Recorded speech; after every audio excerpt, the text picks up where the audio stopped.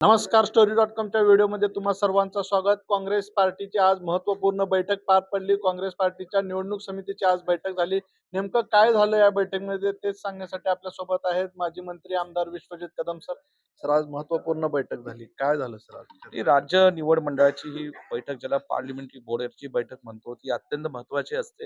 राज्यातले सर्व नेतेगण त्या बैठकीत उपस्थित असतात आणि या बैठकीमध्ये ज्या महानगरपालिकेच्या निवडणुकींना आता महाराष्ट्र राज्य आणि पक्ष म्हणून आम्ही सामोरे जातो, त्या महानगरपालिकेतले सर्व शहरातले महाराष्ट्रातले नेतेगण, आजी माजी आमदार, आजी माजी खासदार, काँग्रेस पक्षाचे तिथले काँग्रेसचे कार्यकर्त्यांना बोलवलं जातं, त्यांच्याशी संवाद केला जातो आणि काँग्रेस पक्ष आणि महाविकास आघाडी म्हणून या निवडणुकीला कसं आपण सामोरे जायचं, कशी लढायची, कशी जिंकायची, याच्यावर आज अत्यंत चांगल्या पद्धतीने चर्चा झालेली आहे.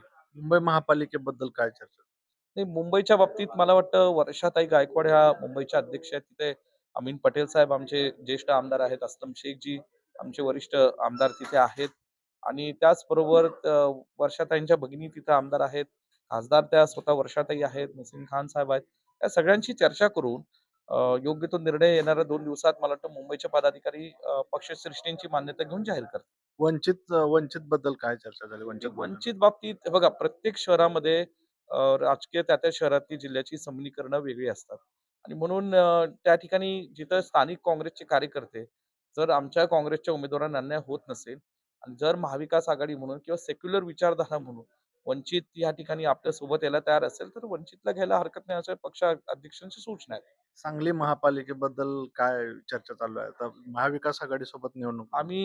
मी जयंतराव पाटील साहेब असेल, विशाल पाटील असतील, काँग्रेस, राष्ट्रवादी काँग्रेस पक्ष आणि इतर समविचारी पक्ष, आम्ही निश्चितपणे ही सांगली महानगरपालिकेची निवडणुकीला सामोरे जाणार आहोत. 80-90% पर्यंत आमच्या चर्चा झाल्यात. आज मुलाखती संपन्न झालेल्या आहेत.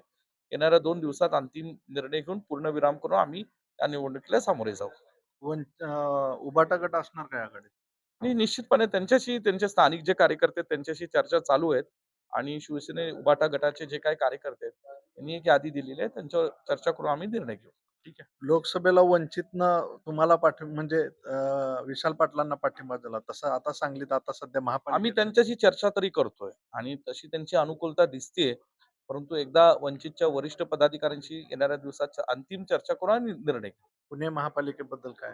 हे पुण्याबाबतीत आता पुणे शहरातल्या नेत्यांशी चर्चा दीर्घकाळ झाली. आज त्यांचंही म्हणणं सगळ्यांचं ऐकून घेतलेलं आहे आणि पुण्यामध्ये आता काही नवीन समीकरणं होत आहेत. 1 आणि 2 दिवस थोडं वेट अँड वॉच करून काँग्रेस पक्ष आणि महाविकास आघाडी म्हणूनच पुणे महानगरपालिकेत सुद्धा सामोरे जायला तयार आहे. पण काय होतंय 1-2 दिवसात कळेल. अजित पवार असणार काय? नाही, तो निर्णय माझा नाही. तो पक्षाध्यक्षांचा निर्णय आहे आणि पुण्यातल्या नेत्यांच्या ज्या काय भावना आहेत त्या ऐकून घेतल्यानंतर राज्यातले पक्ष नेतृत्व त्या बाबतीत योग्य निर्णय आणि दिशा देईल. धन्यवाद सर, आमच्यासोबत चर्चा केल्याबद्दल. हे होते विश्वजित कदम. पुण्यातल्या चर्चाबद्दल 2 दिवस वाट पाहून पुण्याबाबतीत निर्णय घेतलेला. कॅमेरामॅन दीपक साळुंकेसह मी प्रकाश पाटील, स्टोरी.com, मुंबई.